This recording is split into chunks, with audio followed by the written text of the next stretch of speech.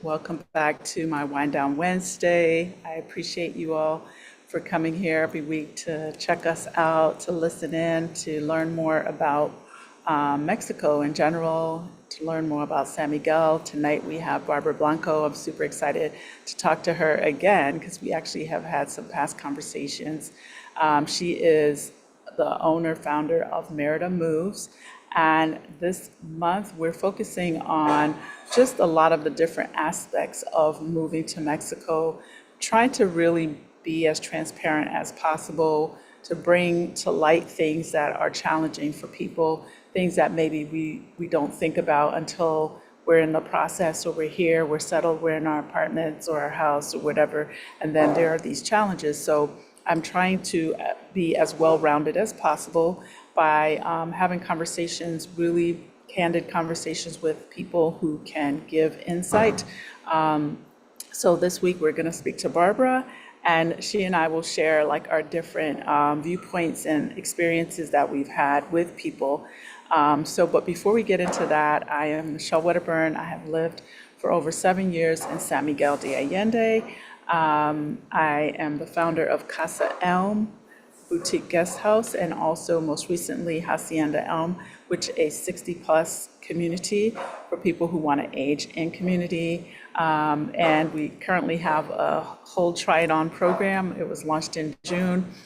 People are signing up, so this is something that's available as of September the 1st, and it's ongoing. We are asking for a 1-month minimum stay, so please be sure to contact us directly if you want to ask more questions about that program. And I'm going to drop a few things here. I am actually coming to you live from Oaxaca. I am at the beach for about a week. So if you see me doing like this is like for real. This is not a virtual background. This is like me kind of in the jungle. But I love it here. This is probably one of my very first places that I spent a lot of time. And so I'm happy to be back with Micah, just taking a couple days of a little bit more downtime, but at the beach. So the beach is actually right here. The whole ocean is right here to my left. So before we get into that, I want to say thank you to Barbra first of all, for being here tonight, being my guest on Wind Down Wednesdays. And I'm going to say hello to everyone that's in the chat. So just give me a second. Hi, Venus. Welcome. Hi, Sharon. Welcome. Khadijah. Hi. And Cynthia. How you doing? And Julie. Hi. How are you? Thanks so much for being here. These are my old faithfuls, my loyals. So here is our Try It On program for Hacienda. You can find out more about it, so please check it out. There are, I believe there's rates and things like that. If this is something that you want to know more about, you can also go to haciendaelm.com to get more information. haciendaelm.com to get more information there. And my official tea sponsor for CasaELM and Hacienda is Michelle of Ingenuity, and I'm going to put her details here. If you're looking for tea and you're in the US, she will ship it to you. If you want to know what's happening at CasaELM for this year, the rest of this year, and also 2026, make sure you visit our event page, please. You can find all the info there.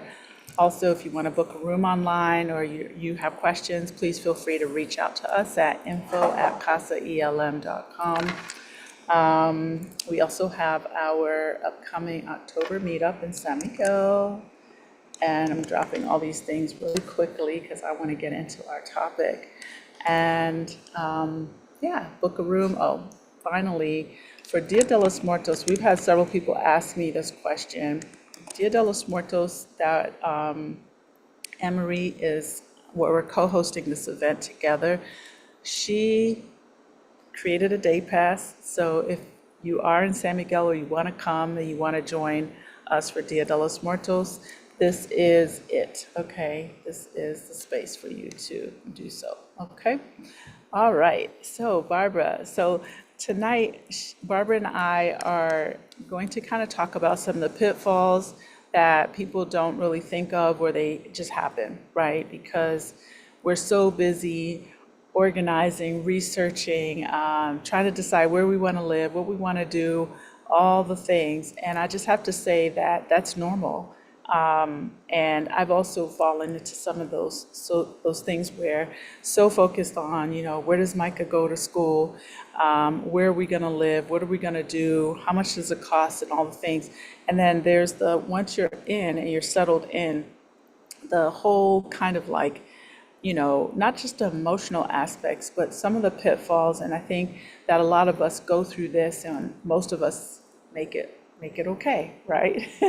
So Barbara and I were just talking about that, and just kind of like what happens with those who get the help on the ground, right? The boots on the ground. And that's been my thing this month for a reason, is that I've seen a lot of people run into challenges, who did really good research or got some help, along the way, mostly virtual help, joined, sessions and coaching and all that. That's great. That is an amazing first start.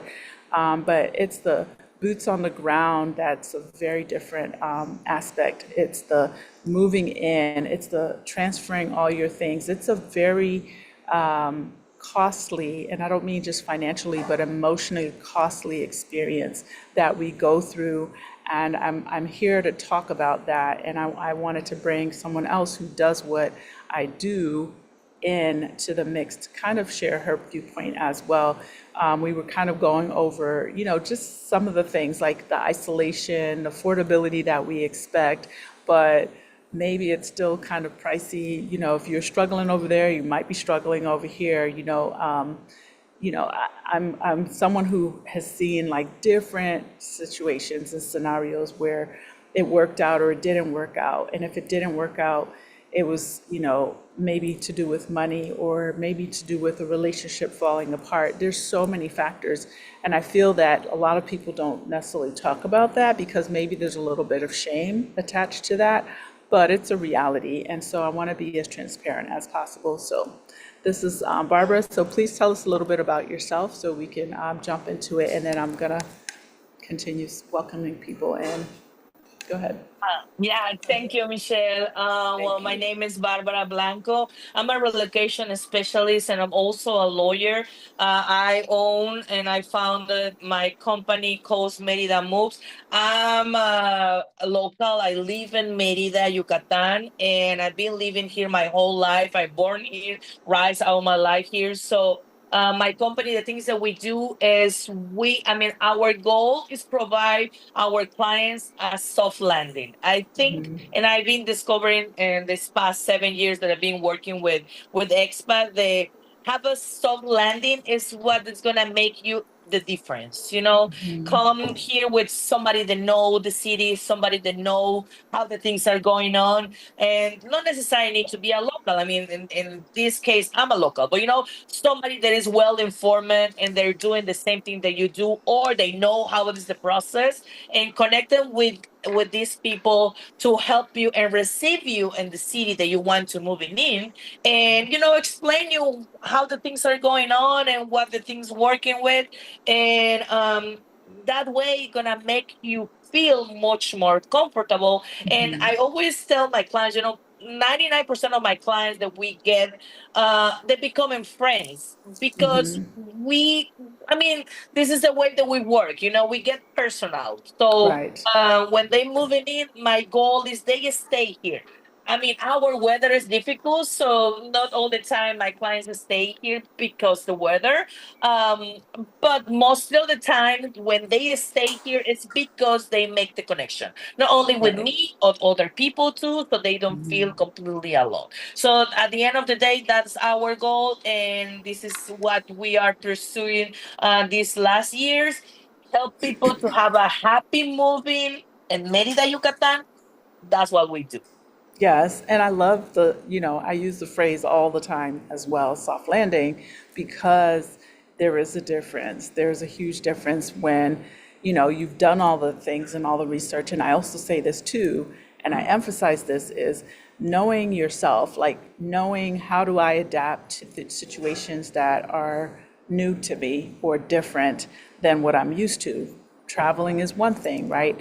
when you travel, are you able to just say, you know what, okay, pull that map out, pull that GPS out, and I'm just going to figure out how to get from A to B. Here are the things I want to see, whether it's in, by yourself, basically. So if you can do that, then you're probably going to be just fine moving somewhere and, adapting and getting adjusted probably on your own. You'll be fine. But if you are someone who's kind of like, you know what, I feel isolated, we talked about that. If I feel like uncertain about these moves or moving around the city, is it safe or whatever, landing in the hands of someone like myself and someone like Barbara and other people, because I am going to interview Krishan and Charlotte next week. Krishan of Black Sit and Charlotte, who is in Charlotte Van Doren, who is in Panama, and Krishan, who is in Portugal, and just kind of talk about like the different things, because I think that this is a universal challenge, or these are universal challenges that people find and face. And I think that it's not talked about enough until it maybe becomes a situation where people leave or they're not happy, and they're so honed in on the unhappiness that the place they chose that they thought they were going to love suddenly doesn't become what they thought. And that's hard. And like I said, it's a huge investment from a financial standpoint, change in your life standpoint, emotional standpoint. So the more you are equipped to know what else do I need to think about, I think the better. So, we just kind of want to like go over some of those things and just really be as transparent and as black and white about those scenarios and why the services sometimes are worth it. So I want to say first, Michelle says, bueno, hello to you, Barbara. And she says that your team assisted her in getting her Oh, temporary visa. Michelle oh, Watson. Yeah, thank you. she's in the chat. Hi, Cheryl. Welcome. Hello from Cheryl. And did I miss anyone? I don't think I missed. Oh, Melissa. Hi, Melissa. Welcome. Thank you. So, as I said, if you see me swatting, things are like pitching on me. This is life in Mexico in the jungle, so I'm kind of in like a jungle setting. However, I am with the beach, which is right there, so the ocean, I should say, it's really beautiful. So, got to take the good, the bad, and the ugly. Okay, so one of the things I wanted to ask, like, what have you found like people's expectations were versus the actual reality, the emotional reality, like some of the things that you've run into with your clients? Well, first of all, the thing that is common happens when people decide to move. I mean, the reason why you are moving, if you are moving because you are run away from something, and I'm talking about, like inner work and all that stuff, if you feel alone in your country, you're gonna feel alone in other country. Like this moving to a different country is not the solution for your problems. So you need to come with a really good, and this is hard to say, but would come with a really good mindset, like inner work. That's also important because at the end of the day, you are moving in a different country that they don't speak your language, probably. And if you don't speak that language too, you're gonna need to get a lot of bumping in the roads. And that will be much difficult if you carrying some of your, like your wounds or any problems that you had in your place of where you come from. So I would say, and I would tell this to my clients, the thing that I saw this happens a lot is they decide to move to Mexico, and even again they do the research. We talked about that before. They do the research, they do the online and everything, but they never visit the city. This is a huge Exactly. mistake. A Exactly. huge mistake because again, something that is good for you that might not be good for me. And like not all the people are the same, so you're looking for something like, for example, Merida. It's beautiful, it's amazing, it's super family friendly, we have a lot of culture, everything, but most of the people that move here alone, like the solo women, they found out that it's a kind of like a boring, a little bit. We don't have a nightlife. It's not a lot of nightclubs that you can go out and, like have this vibe, and the family that move here, they're happy because for a family. I mean, I'm a single mom, but when my kids were really small, I mean, younger, when I just after 10 p.m. I just pass out in my bed. Like you don't want to go out in the nightclubs and have this Bible. Like Right. I don't want that anymore. Right. I'm a single mom, but I'm old. Like already. So I don't want that vibe. But Right. for some people, I mean, young people, that they still want to, like meet people, meet men, going out, dating. Oh my God, it's difficult. Dating in Yeah. Mexico, it's difficult, even for Mexicans. So imagine that you move in a different country, like you don't pick the right city. Um, and you don't know this until you actually come. You Exactly. start to feel a lot of things. You don't have connections. You feel isolated, and then comes with a homesick too. Like and Yeah. pick the city also that goes with. And I'm not saying that you. I mean, I'm gonna mention one of the word that is kind of like a satanized, and these times the gentrification thing. Like a lot of expat moving outside and all this stuff. But at the end of the day, you need to pick at, at the beginning, maybe, or at least at the beginning, some city that make you feel comfortable. Because I Right. told this to my clients, they go to supermarket, Mexican supermarkets, and they don't know how to read The the basic compartment labels. exactly, and That but they happened to feel me. better going to Walmart. Like Right. for Well, that makes sense if there is a Walmart and yeah, people complain like you said about gentrification, but if it's familiar for you and that's what makes you feel like, okay, I can kind of maneuver the city, then that's an option. That's something to think about. I think that a lot of people start with the things that we were talking about, which is how much does it cost for my space to live? How much does it cost for food? Or how much does it cost to live there? What do I have to do to qualify? And then they jump right into getting a house, whether they rent or own, buy, or whatever. But they forget to do the day-to-day experiences. exactly. And I think it's really important to do those day-to-day experiences where, they're living in the space, even if it's for 2 weeks, just Exactly. your mindset is now, oh, what if I lived here? What if I lived in this neighborhood?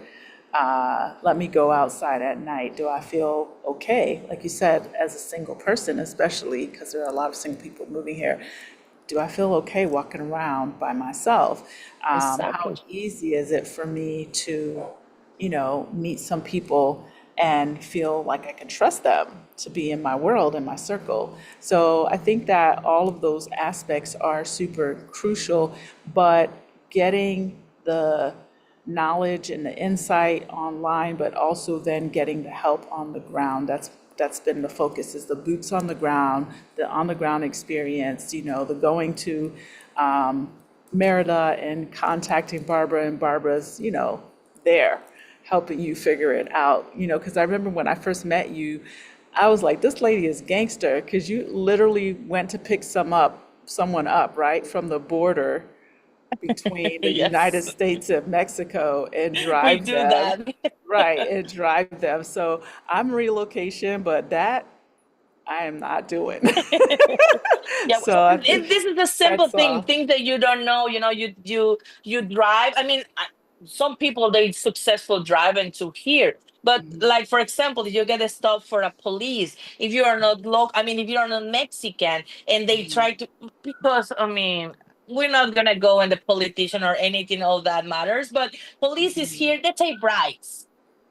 It's the Yeah, reality, it we're not happens. gonna It's lie, it happened to me. happens. So they stop Well, you, and they try to take you something, and they afraid you, because that's the way that they work. And right. then if at the end of the day you get afraid, and then like you agree to everything, well, they're gonna take you really good money out of you. But Yeah. we're Mexicans, we know how this works, Right. like, well, I mean, I know that he wants the money, and maybe he wants 5,000, but he's gonna get 500, 500, that type of things, exactly. like, because this is what we have. So take Right. this one, or then take you to jail. they're not gonna Right. take you jail. But this Exactly. Or is give a me a different. ticket. Exactly. So some people don't know about these things. So this is why we jump in and offer this type of service too. But going back to our original subject. Sorry, I'm gonna say also people move to Mexico or to any country. Doesn't matter where do you move outside your country, and then you move to the country with the touristic mentality. So you need to Right. go in your mindset. If you're gonna move to here, I mean, or any part of the world that you move, you're gonna be like resident there. Like you're gonna be actually living. So I just say day by day, and then Mexico. When you mention people, what do you think about Mexico? They want to think about, oh, I love tacos and I love margaritas. So, and I mean, I tacos are love amazing, Corona but you cannot be eating tacos every day. every You're gonna day. get sick of tacos. Right. So we have Burger King here, we have a Wendy's. So that type of things they're gonna make give you some comfort. Yeah. Like, I mean, I love Wendy's. My clients say like, oh, we hate all American things, so we hate. I mean, I love Wendy's and I love tacos too. But this is the thing, they're gonna make you feel like it's a living. So you're gonna get, at the end of the day, find something that make you feel happy and Yeah. comfortable whatever you're moving in. Absolutely. I agree. I think that there's a lot that comes with the move in terms of learning. And I think that we all go through our processes, right? Whatever those things are. And then there are things that we didn't even think of until we got here. Then we're just like, oh, I know for myself, it was like, oh, well, how am I going to handle the hair, my hair, like who's going to do my hair? And, it's just like it's a relearning living in a new space and what you have access to. And also relearning it from the standpoint of what you're willing to walk away from and give up, right? Yeah, if you really want Walmart, like, there's tons of places in cities. If you want malls, there are tons of places in cities that offer this. Merida is one of them. San Miguel, not so much. They do have some creature comforts in terms of food, but if you want like the Costco's and, like you said, the Office Depot, Home Depot, the mall setting with all the name brand stores, then Querétaro, which is an hour away. So all of these things do exist. Or if you just hardcore want to be like, nope, I want to be in this area, I want to be with the locals, then there's that too. But make sure you at least speak some decent Spanish, because otherwise, getting back to one of our topics is the isolation of moving and maybe not getting connected in a way that helps you kind of wrap yourself and your life around this new situation. So those things are challenging. I wanted to say welcome to Amina. Hi. Hi, Amiga. And am I missing anyone? No, I'm not. They were talking to themselves in the chat. So I want to say welcome. So another question, like cultural missteps and emotional fallout. I know you're not a psychologist, but like, what are some of the maybe emotional challenges? And I'm going to actually have some people, not next week, as I said, next week is my other guest, but the week after, I'm going to bring a couple people on who have gone through maybe some of the challenges from an emotional standpoint of relocating and adjusting. Like, yeah. And also cultural missteps. That's important because cultural missteps, like, I think we're not aware enough as foreigners how someone in the culture we're moving to perceives us. And it can maybe be like they're curious about you, you're taking this as, oh, why are they staring at me? And that makes me uncomfortable and I don't understand, blah, blah, blah. But it could just be they're just curious and they may not know, like, should I talk to you? Should I say something to you? So just kind of things like that. What have you found in terms of maybe more major misunderstandings? Yeah, definitely the culture shock, and it's a thing, like our cultures are really different. And like, for example, Mexican, we love to hug. We hug everyone. So if we met somebody, we hug everyone, and we're used to invade your personal space. That's how we do. So, and like, I mean, you see, I love, like, just going from something simple. I love braiding my hair. So, I mean, my friends and the people that go around me, Mexicans, they all the time touching my hair. We don't understand why other people don't like it. I mean, I learned this in the hard way. I do have a lot of American friends, and a lot of them there are African American. So I learned the hard way that it's not good to do this, but what's hard for us because we're used to do it between Right, us. right, Like, do this is it's not the weird. So coming here to a different country and just find out these type of things. We're not trying to disrespectful anyone. right, We're trying to be friendly. And you're gonna need to understand that if you move into a different country, like other thing that, oh my god, all my clients have a problem with this. It's Mexicans go late all the uh, time. All the time. So if the you get a parties, service, I the mean, not parties, only with the parties, we're the talking about service, yeah, but for sure the parties. services, like just going from the simple thing. You have a pool, and then your cleaning guy or your pool guy told you that it's going to arrive at 9. I have clients call me at 9:05 and like, what happened with these people? They're not arriving. 9:05? Really? Chill, I mean, just, chill. yes. That doesn't mean even that the guy is gonna arrive today. They can arrive the next day. And Right, I yeah, know sometimes it's disrespectful with the time of the people, and whatever you need to do things. We understand that, but that's how we right, are. yeah, People putting on the top certain things that maybe because the common with my clients is like, oh, they don't want to make money, like they don't want to earn money. But sometimes Mexicans, they prefer to get some time with their family, so do whatever they're doing instead to right, get some money. They're not going in the culture of chasing money. Or I mean, I'm not saying that all the Mexicans we are like that, but some of, like, so in this point, you need to understand that this is not personal. This is a right. culture thing. Exactly. And I think that those things definitely can throw you off and, just make you kind of start thinking people should bend to the way that you're used to.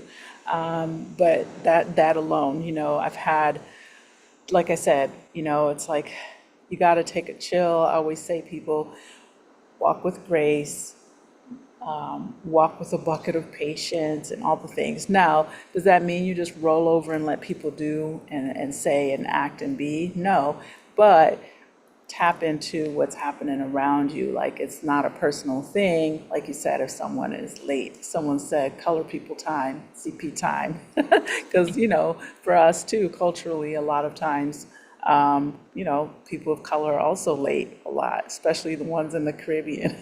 They're just like, we're And like, coming. for example, I'm used to, like, for with my friends, if I'm driving in the city and I just go across to the street of my friend lives, I'm gonna stop there and knock the door and asking her going in. Most of my friends, Americans, they aren't used to this, so I need to tell them when I'm Same. gonna go to visit them and put it in the calendar for we be able to have a lunch. I'm not like that. So That's so funny. it's something that, and I do this on my best friend. She's American, and now she knows me. At the beginning, she was like, "Open me the door," and she's like, "What are you doing here?" Look me like a crazy. What are you doing here? I mean, you Right. don't told me that you're gonna come, and it's like, man, I don't know. I just buy something in the corner, and I want to say hi to you. Now That's she so knows me. funny. She don't care about it. She's like, okay, yeah, come on, whatever, and she don't care about Yeah. it. But at the beginning, it's difficult, because we also are adjusted to people. So that doesn't mean that we're being rude with somebody. It's just Right. that how we are. Right, right. And also, just like I said, being very open to the experience at all, in general, embracing it. Because I'm the same way. I'm the same. Like, I do not like people just showing up. I've always been this way. But when I moved here, I was living in a community, and I've talked about this before. I was living in like a housing development, and the kids would come by, and I mean, the constant ringing of the doorbell, or the constant, is Micah there? Can I play with Micah?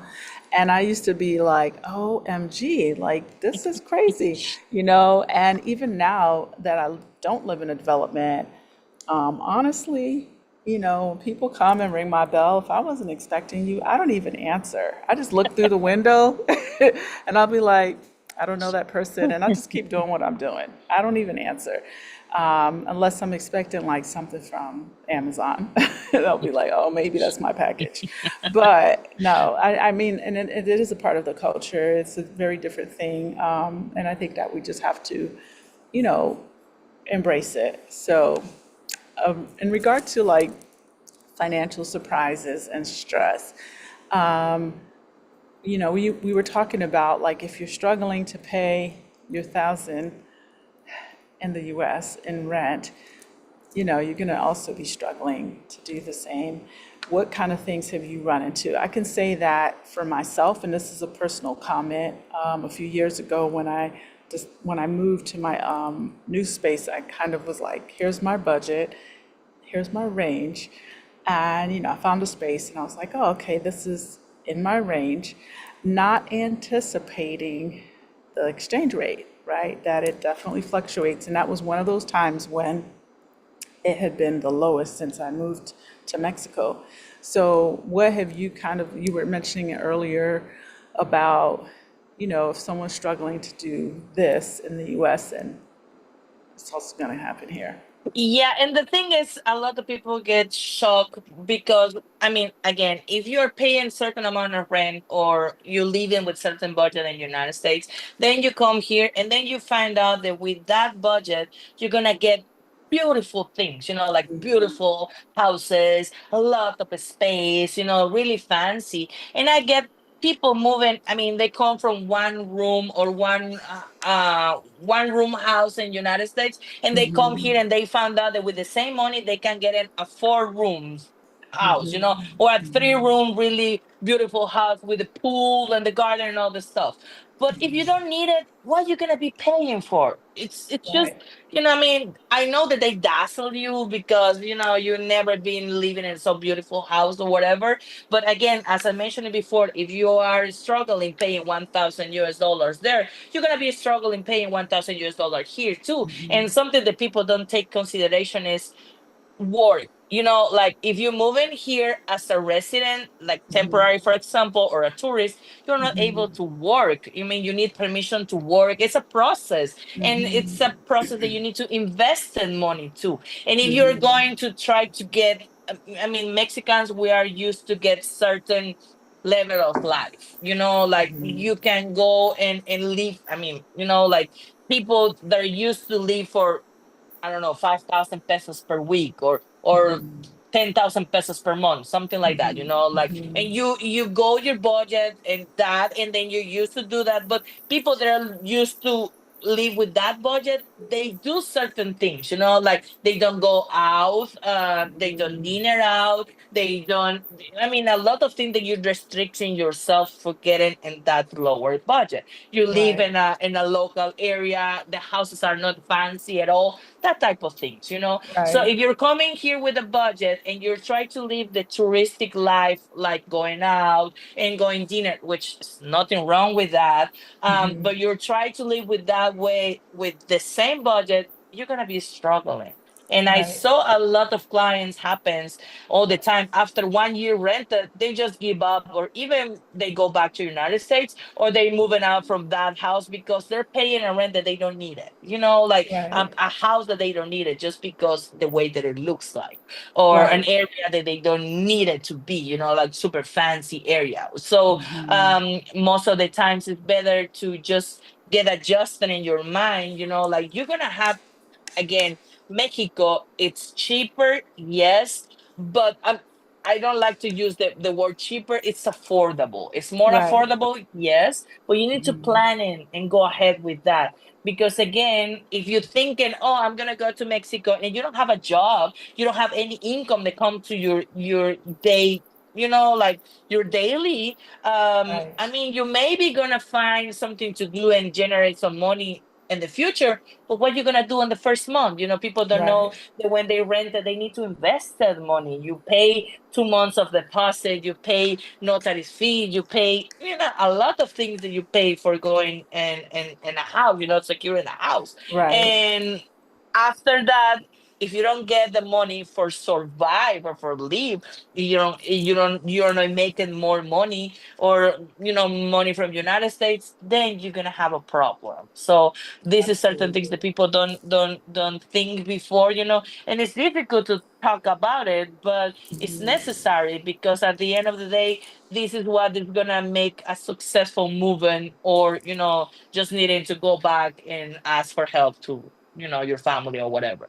Absolutely. And I think too that that's a very important point to make because a lot of people, even if they do qualify, maybe they don't always have like a grand financial plan. And so, you know, you need to again understand who you are, your survival skill sets, have plan Bs and Cs.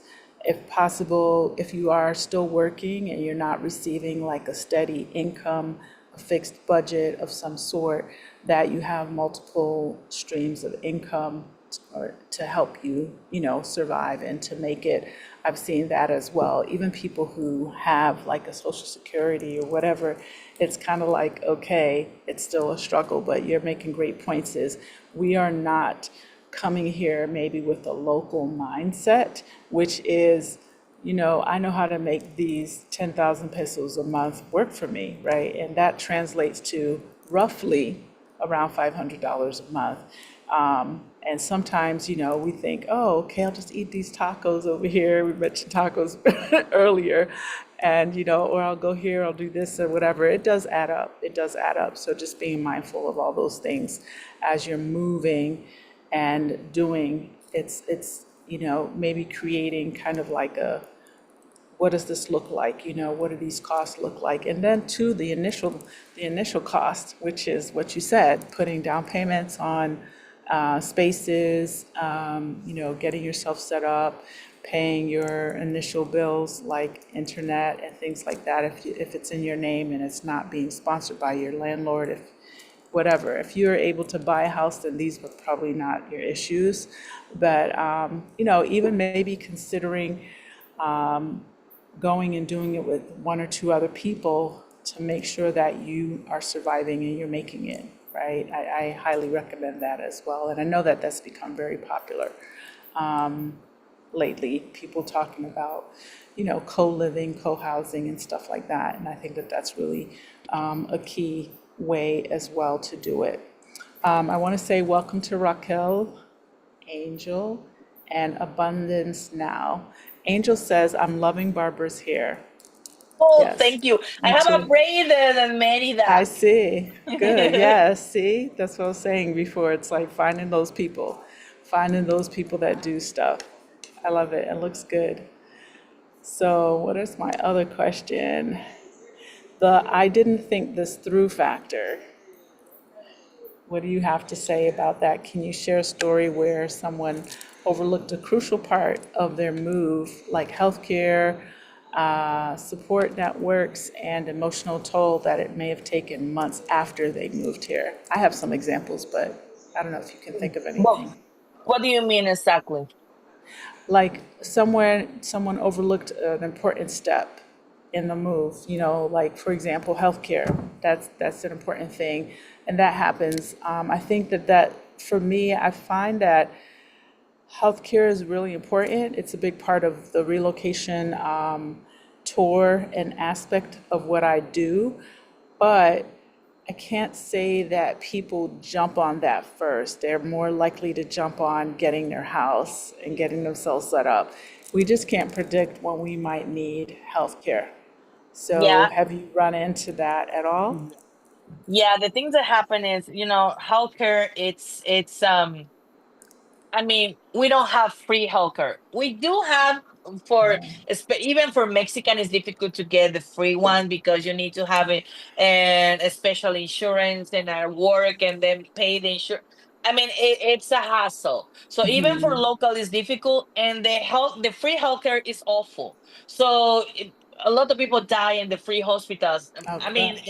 it is that happens, because it's a lot of people they want to get access to this one, and the doctor is not enough doctors, and they take care of the people is really bad there. So it's a nightmare, honestly. So if you don't come prepared with that mindset, and again, if you have a flu or something like that, yeah, it's cheap. You can go to this consultation. They're gonna charge you like, I mean, we have some consultation really, really cheaper, like the semi ones for 100 pesos or something like that, or to the expensive one for 500 or 1,000 pesos with a specialty doctor. Well, one time, that's fine. You're gonna be good. Nothing happens. But what Right. happens if you get an accident? And then, Right. hospitals here are super expensive. And I'm not saying that in United States they're not expensive, but there in United States they allow you to go into the hospitals, and then they're gonna take care of you, and then they're gonna, like save you, whatever they need to do, fix you, and then send you the bill later, and then you pay the bill. That don't happen in Mexico. You know, Yeah. I mean, if you get an accident here and you go to the emergency, first thing that they're gonna ask you is your credit card. And for Exactly. supporting something. And then if something, I mean, if you need a major surgery and all the stuff, if you cannot pay that, they're not gonna allow you to leave the hospital. I mean, it's a sad thing, but it is what it is. So if you Right. don't know about these matters, it's really this you can get in a really big Tough trouble. situation. Yeah, I want to elaborate a little bit on that too, because a part of my tour is the relocation tour is that we meet with an insurance agent and we also go and do a hospital tour. And we learn the differences between public hospitals and private. And most of the private hospitals are really nice, and those are the ones that we tour. They offer all the stuff, and it feels and sounds very similar to the United States. However, how they treat you, they can deny you in an emergency situation. And they also kind of can hold you hostage there. So people talk about kidnapping, kind of like, they can literally be like, well, we're not letting you out of here until you pay this bill. And so that is kind of like the underbelly, I think, of being in Mexico. Run into, if you, one, have an ongoing health concern or issue, it's imperative that you get insurance. And if you don't, that you still get it and pay that extra money or whatever, even if it's a catastrophic coverage where, you have a higher deductible, but after that deductible is paid, that you can get the care that you need. The hospitals are nice. Trust, at least in San Miguel, they're really nice. Oh no, The here too. coverage is good. Yeah, the coverage is Oh my. great. Yeah, they look But like a luxury hotels, and that come with other thing because some people think, like when you hear this type of problem, they say, "Oh, well, we're gonna suit people." I mean, laws are really different here in Mexico right, than United right, States, and right. you cannot say, "Oh, I'm gonna sue this guy." They had, I mean, the hospital they cut me, kidnapped me without paying. I'm gonna go to the court. That doesn't happen here. No, nobody's going to pay any attention to you when it comes to stuff like that. It's just not that kind of country anyway. What you will be sued for will be things that really don't feel even fair and why you should even be sued, but that's a whole other topic. Yeah. But with the hospitals and healthcare and things like that, yes, this is something that, I'm also continuously learning from the insurance person that I work with, and how it works and why it's really important to get the coverage and things like that, especially for yourself and your family, if you choose to be in Mexico full time. So I'm glad that you brought that up. Comment from Woven Artisan Soaps and Textiles. Loving your hair. Thank you. Loving your transparency as well. Okay, sorry, I misread that. Welcome. Amina, Michelle, I'm using the broker who does your relocation tour. He had no idea until he told me what we just talked about. She wasn't aware of that. Same woman, woven artisan soaps and textile. First time hearing this voiced, of course, it makes sense that that this coverage works the way that it does, or the insurance or the payment works the way that it does. I will share this with you. Just one more comment from Pamela. I definitely need to look into getting insurance coverage for private care for sure.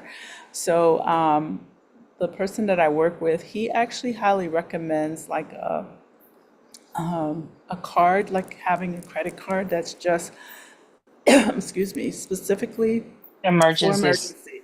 Yeah, specifically. And I forget what amount he said. Well, hospitals here, they ask you for a colchon, for a card that they can 10,000 pesos. That's how they asking you for be able to accept you, the first time at the hospital. So you need to have a Right. card with 10,000 pesos Okay, so like 500, $600 on it, excuse me, for accepting you.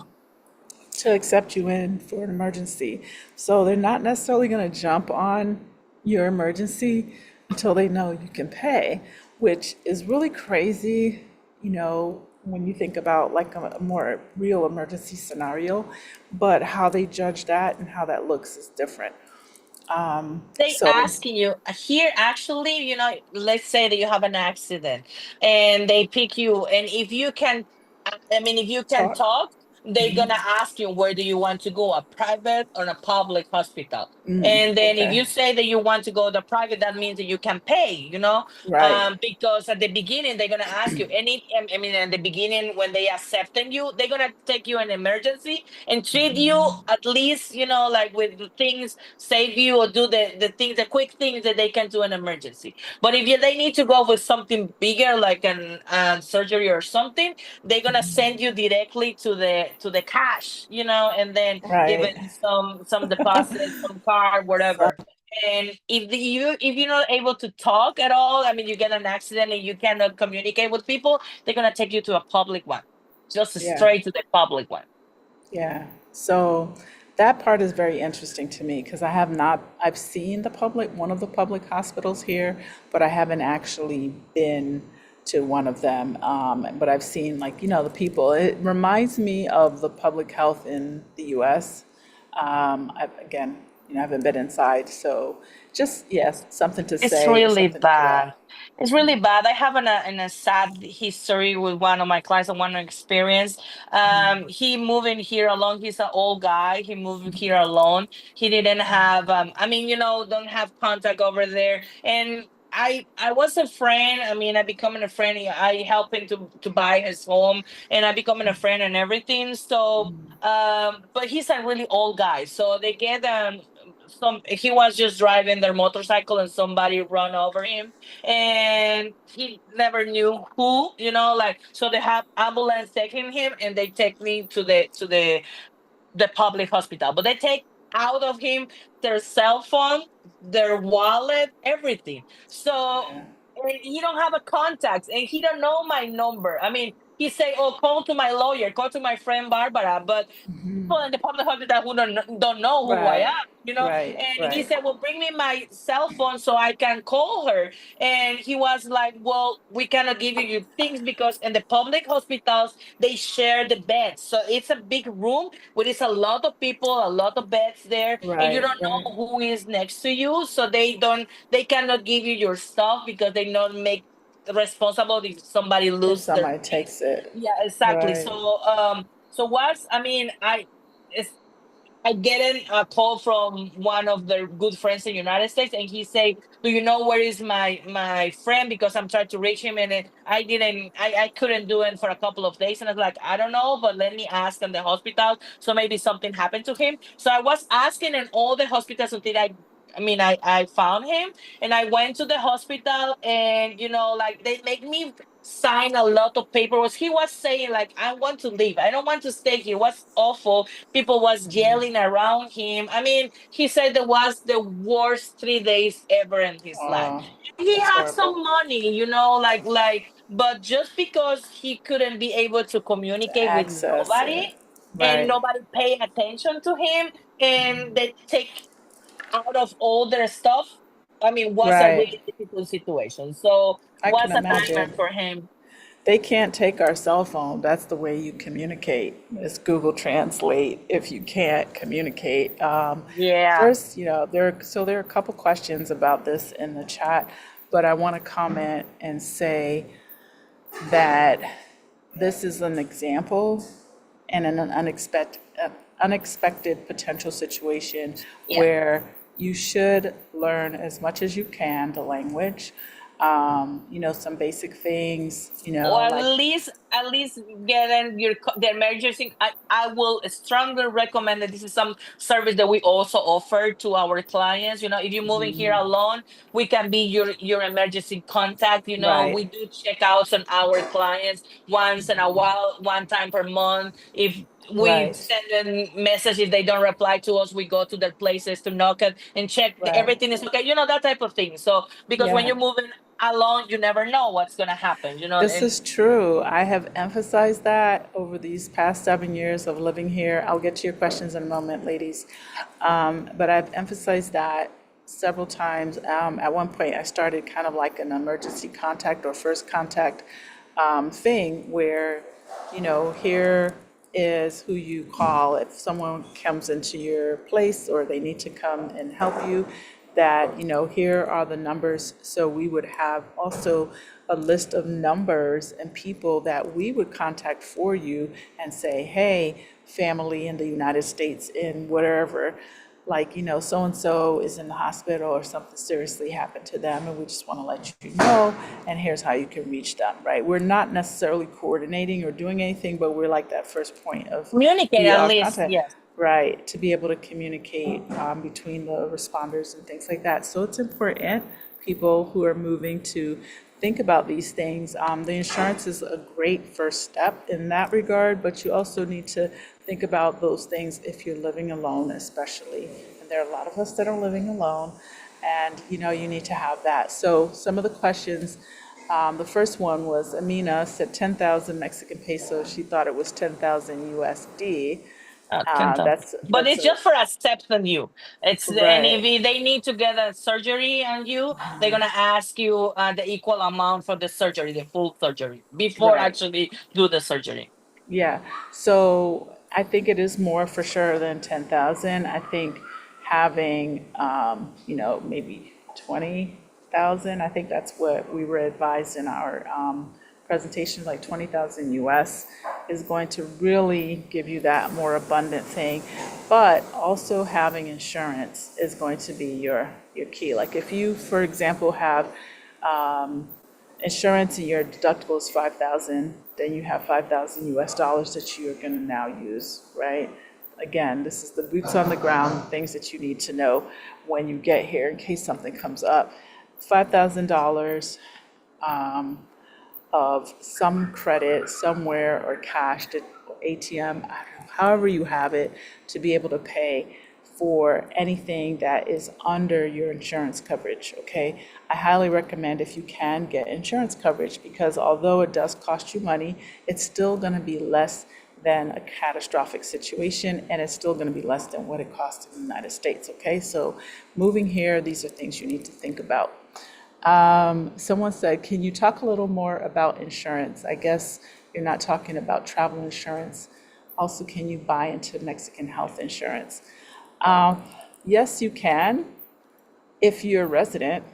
I don't think you can buy into I don't think you can buy into Mexican health insurance if you don't live in Mexico full time, or this is Um, not your resident, at least not in Guanajuato where we are. Yeah, and maybe that you can, because I do have a lot of people that moving here as a tourist, so they only get 6 months. I mean, even they do their run quick visa, so after the 6 months they go back and they come back for other 6 months, so they can stay in that way for years. I have clients that stay in that way for years. So here you can buy health insurance for 6 months. And sorry, I got a cold. You can get an and that, so they don't ask you to necessarily be a resident for be able to buy this insurance. So you can do it in Merida. The things that I'm gonna recommend then is get your broker. Whatever you're gonna move first, you get your insurance broker. So in that way, they will give you a good quote and about everything they covers or whatever. But at least in Merida, it's doable. You can do that. But there's a difference because I know that, for example, my mom is here for 2 months. I was able to buy her travel insurance because she's here for 2 months. And I just said, this is the start, here's the end date. And we bought that.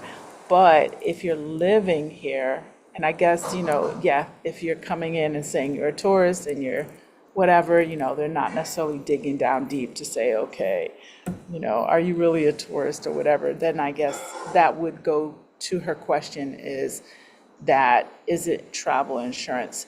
So yes, I think you can get full coverage travel insurance that Mm-hmm. is going to be extended if you're here for 2 months, 3 months, 6 months, or whatever the 180 days that you have on your visa. And then Mm-hmm. you'll have full coverage on that. For myself, I'm more so referring to actual insurance because I'm a resident and making sure that your deductible is something you can meet in case of an emergency and that the insurance you're buying covers you in case there's something very catastrophic that comes up in your health life Yeah. Yeah, aspect. because they cannot insurance more than they're gonna follow your FMM, which is the tourist visa. So how Right. many days that you get, that's how the time that you're gonna be insurance with. So you have act like you say it's a full cover, but it's a travel insurance, but it's a full cover. So Right. anything happens, you're gonna be protected, but you're gonna be Exactly. renewing every 6 months as your visa too, and also it's gonna be a little bit more expensive, like it's Right. it's it's not that affordable like if you're a resident. As if you live here. Okay, so the answer is yes. Yes, you can buy into Mexican health insurance as a non-resident and or as a resident. So it just all depends on how you are approaching it and what your actual personal situation is. So I hope that answers your question, Melissa. Amina says, so what provisions can we take if we don't speak, can't speak, and we have insurance and can't speak? Just an emergency contact card? Question Well, mark. mostly of the insurance, at least again, I only kind of speak for Merida. Mostly of the insurance company, they have the first contact that they speak English. So if you call them, Okay. they give you a number, so you need to call. Even if you get an accident, just say in a crash accident or something like that, they give you a contact, a first contact that they speak English. If something happened to you in the streets, if that happens in the downtown, we have a touristic polices that they speak English. Our 911 have the options to for answer you, and if you have an accident or an emergency, you can call to 911 and they have options to in English. um but I'm gonna I'm gonna say make sure to have that option before getting the insurance, so Right. or have somebody that will be able to To talking speak. your name, yeah, speaking your name, and something happens Right. to you. Right. And I think it's hard, we don't make it sound like we all have to plan for everything and we got to be, like emergencies happen and we're not always prepared. But I think taking some key steps is going to help us, and these are the things, again, going back to, there's the online aspect, but then there's the, boots on the ground. And here are the things that we've run into. Here are the things that some of our clients have experienced and why, getting the help with the folks while they're here, doing and providing these services is the things that you may not know about unless you either hear about it on, channels, again, going back to being online, or being able to talk to people that are living in those spaces and being able to help you with those Yeah. questions. One more question from myself is bad advice and emotional letdowns. What's an example of someone following glossy online advice only to find that the reality emotionally exhausting or disappointing. I'll start. I'm going to say for me, bad advice is giving everything up and moving because you saw someone else doing it. Just, selling all your stuff and moving on. Now, stuff is stuff, all right? I got rid of a lot of things. I couldn't even tell you if there was anything that I could think of, like right off the top, that I'm like, oh my God, I really miss that I gave this away. I can't think of anything, but I did move stuff to Mexico. But I do think, you know, again, back to knowing who you are, back to understanding how you are as a person, how you process things. I never tell people to just get rid of it, just downsize, just do this, just do that, because everyone's journey is very different. Your blueprint is very different. How you move abroad is different. And I think that it's important, especially if you are not single and you're moving with, a spouse, you're moving with family, you're moving with kids, that you also consider how they feel about it and what things will also help them integrate into that new space. So for myself, probably could have been a little bit more inclined towards, getting rid of things, but I knew that I needed to have my space reflect what looked like where I moved from in Florida. So I knew that the house needed to kind of look somewhat familiar. I knew that some of my things from there that were also sentimental to me would help the transition. So I personally feel like bad advice is just, get rid of it, downsize, get rid of everything, and just do this A, B, C, D. I do think that sometimes emotionally, that's a lot for people. And I think that you have to make your decisions based on yourself if you're single, and based on your collective if you're not single. Do you have any advice I'm that gonna you say want? my advice will be trust without know the people. I do have a lot of clients that end up getting scammed because they don't know how the things work here. First of all, goes with the, for example, it's something really easy like rented or buying things here in Mexico.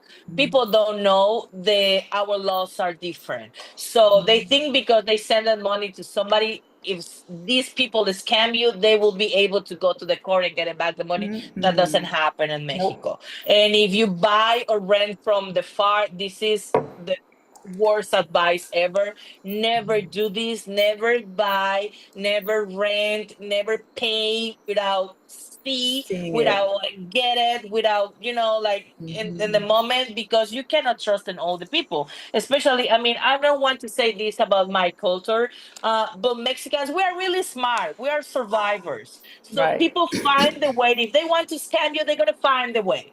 And it's difficult again because people think that they, at the end of the day, they can get them back. They can sue people. They have some.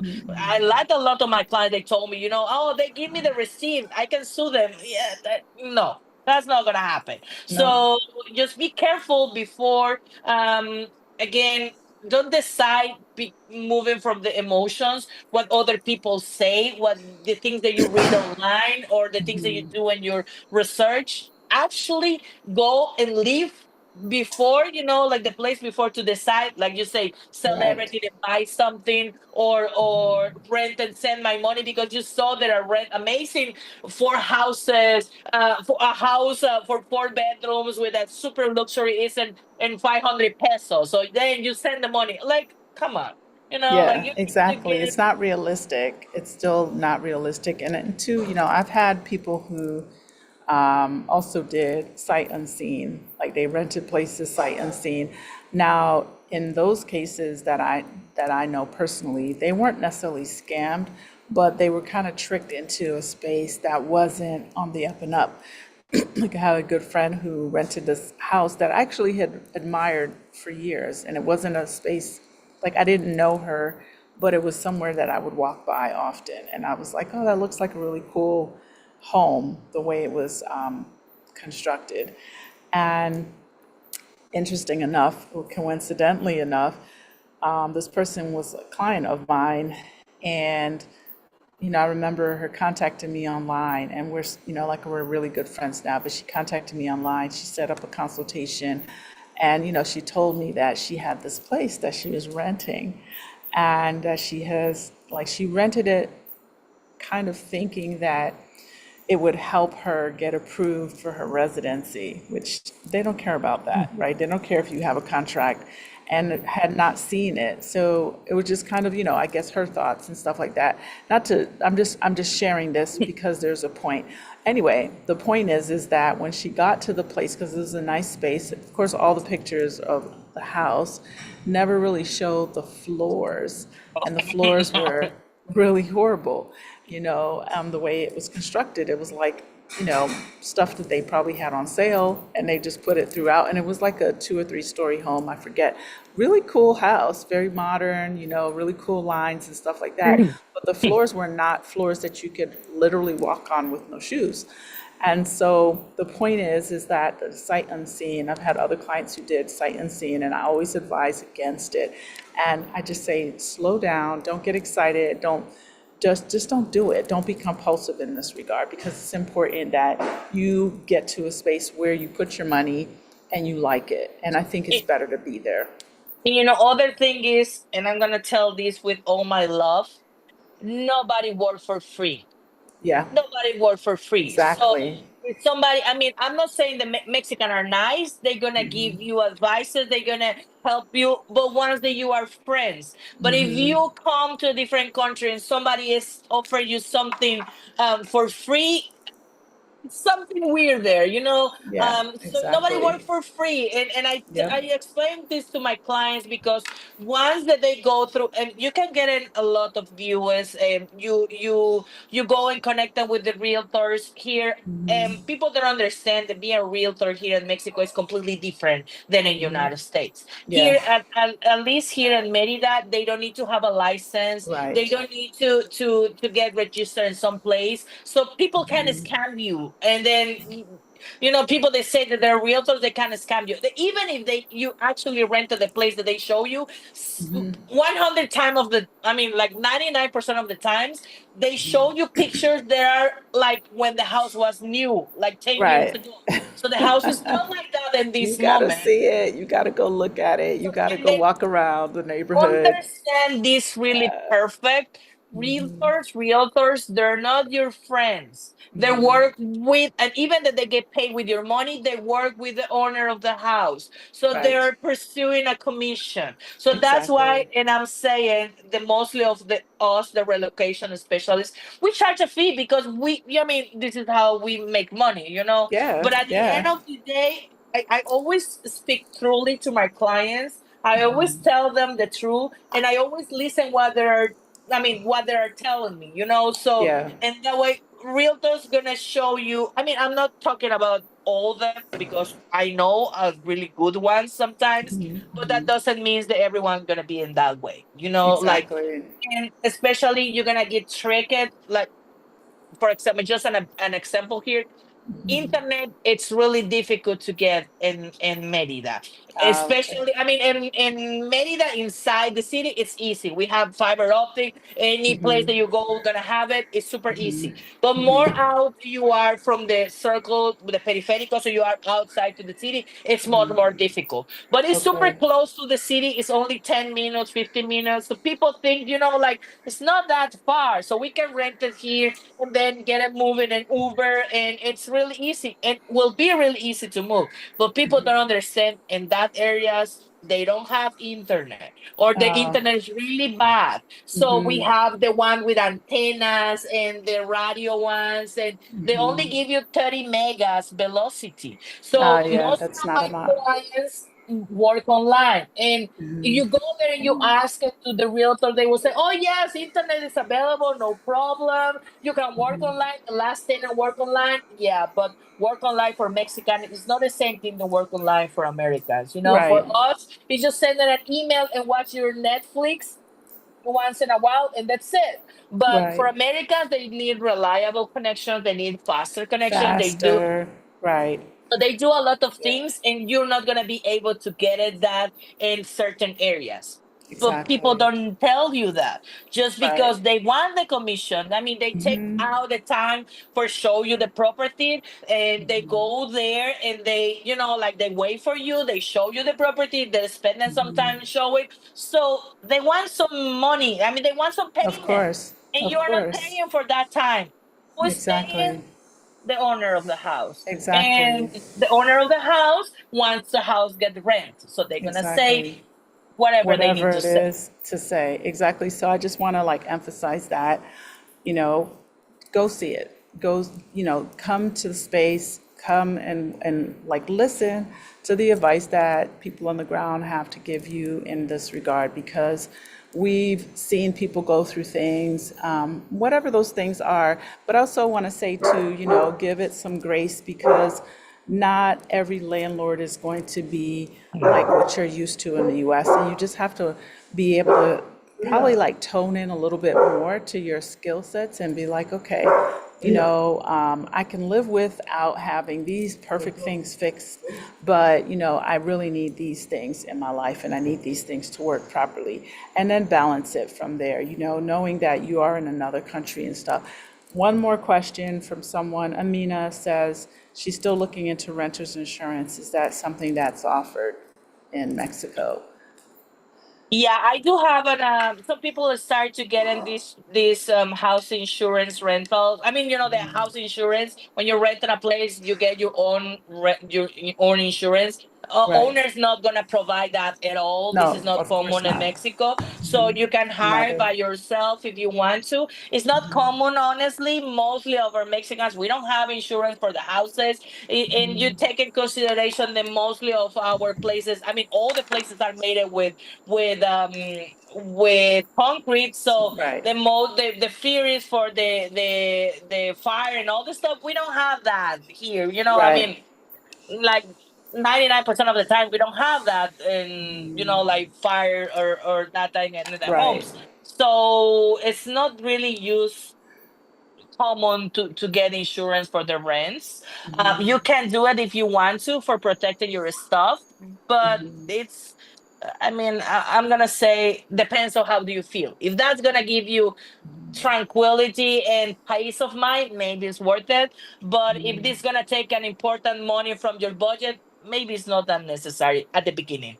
Yeah, and I agree. I mean, I have insurance because I have a business, but I've never gotten renter's insurance. But I know that that is something that is important to people.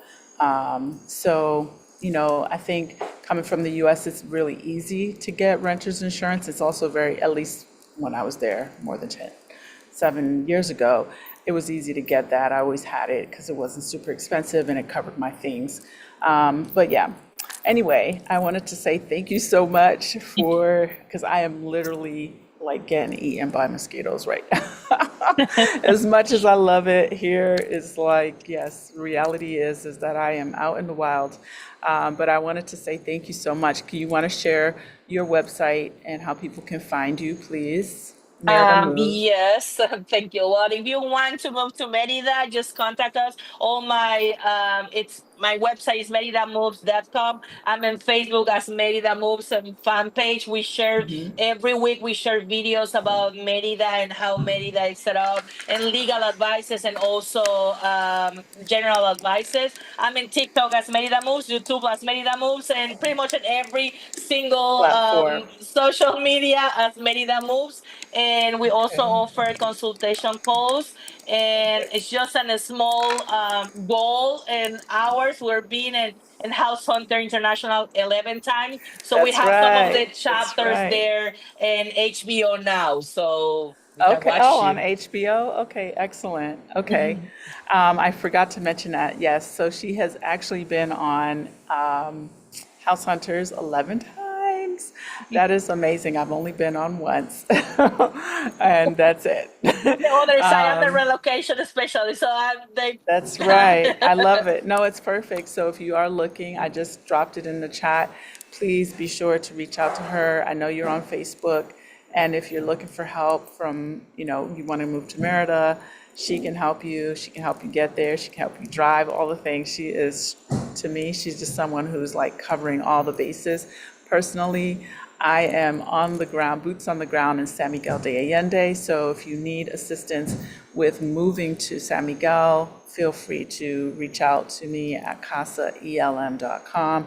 Also, same on Facebook, same on YouTube.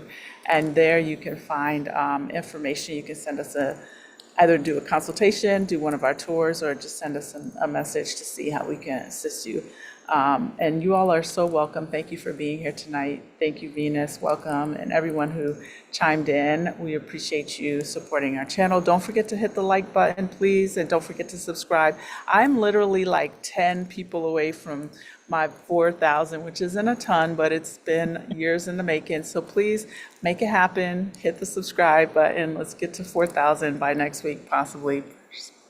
Por favor. Michelle Watson, great discussion. As I make my move to Merida next spring, I'll be connecting with Barbara again. Have a good night. Thank you. Thank you. I appreciate you. Thank you. Hang on, don't hang up. Thank you so much, Thank Barbara. I you. appreciate your insight and everything and input. Super helpful. All right. Thank you. Thank you, everyone, too. Thank you for inviting us. And I'm just going to finish with this. If you're ready to move, just call Barbie. Just call me. Yes, call Barbie.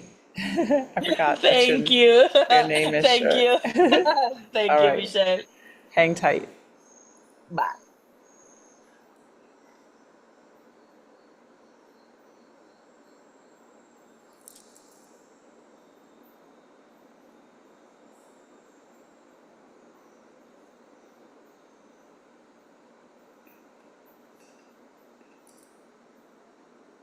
Okay, perfect. Because there's like a 60-second